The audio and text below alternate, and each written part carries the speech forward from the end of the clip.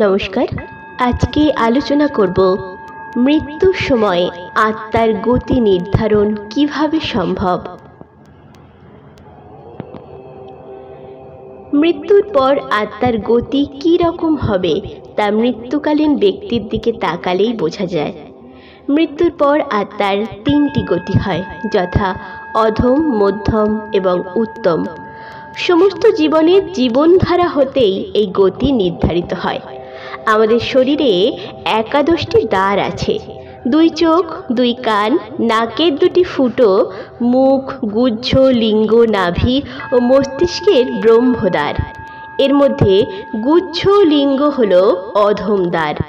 মৃত্যুকালীন যাদের অধম গতি হয় তারা শয্যায় পায়খানা প্রস্রাব করে ফেলে।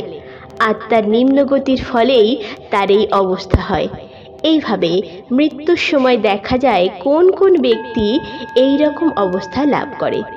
যাদের মধ্যম গতি হয় তারা চক্ষু, কর্ণ, নাসিকা প্রভৃতি দ্বার দ্বারা বহির্গত হয়। আসলে ব্যক্তির আত্মার অবস্থান অনুযায়ী এই দ্বার তখন আপনা আপনি খুলে যায় এবং অন্য দ্বারগুলো তখন বন্ধ থাকে। মৃত্যুর সময়ে এই মধ্যম গতির মানুষ হাঁ করে বা তাকিয়ে মারা যায়। এর থেকে তার মধ্যম গতি নির্ধারিত হয়। নিম্ন গতির আত্মাকে পশু পাখি প্রভৃতি নিচু যোনিতে যেতে হয় এবং পূর্বকৃত কর্মফলের ভোগ শেষ হলে আবার গতি ঊর্ধ্বমুখী হয়। মধ্যম গতির মানুষ পুনরায় মনুষ্যজনিতে স্থান পায়।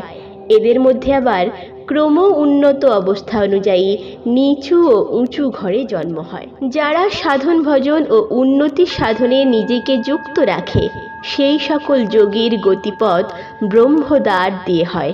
কেননা যারা জীবিতকালীন মনকে অন্তরে ঊর্ধ্ব কেন্দ্রে ধরে রেখে যোগ সাধনায় যুক্ত থাকেন তাদের মৃত্যুকালীন ব্রহ্মদ্বার খুলে যায়। তবে ব্রহ্মদ্বার তাদেরই খোলে যাদের মন ঊর্ধ্ব কেন্দ্রে স্থির থাকে। সেই জন্যে জীবিতকালীন মনকে স্থির করে নিতে হয়। মন স্থির থাকলে মৃত্যু ভয় আর আসে না। এই ব্যক্তি নিশ্চিন্তে নিদ্রার মতন শান্ত হয়ে মৃত্যুতে প্রবেশ করে। তবে মন স্থির তারই থাকে যার সমস্ত জাগতিক আসক্তি মিটে গেছে।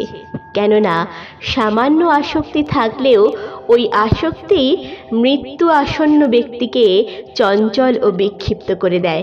তাই যে জাগতিক আসক্তি হতে মুক্ত হয়েছে তার ক্ষেত্রেই ব্রহ্মদ্বার খোলে। মৃত্যুর সময় এদের মুখমণ্ডল প্রশান্ত ও জ্যোতির্ময় হয়।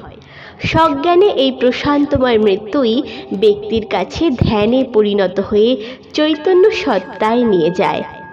আমরা যোগভ্রষ্ট শব্দের ভুল অর্থ বুঝি। যোগভ্রষ্টের 2টি অর্থ আছে। এক, যারা কিছুকাল সাধন করে আবার সাধন ভজন ছেড়ে দিয়ে সংসারে মেতে যায় তারা নিম্ন শ্রেণীর যোগভ্রষ্ট। এদের ঊর্ধ্বগতি পেতে অনেক বিলম্ব হয় বা নিম্ন যোনিতে ভ্রমণ করতে হয়। 2, যারা সাধন করতে করতে সিদ্ধি লাভের পূর্বেই শরীর ত্যাগ করে তারা শীঘ্র সুযোগ পায়। এই সকল যোগভ্রষ্টরাই পরবর্তীকালে যোগীর ঘরে জন্ম নেয়। এরাই উন্নত যোগভ্রষ্ট। এইভাবে অধম, মধ্যম, উত্তম আত্মার অবস্থান মৃত্যুকালীন শরীরের মধ্যে ফুটে ওঠে। একটু নজর দিলেই সদ্য মৃত ব্যক্তির অবস্থানকে বোঝা যায়। তাই প্রত্যেকের উচিত জীবিত থাকাকালীন আত্মার উন্নতি ঘটানো।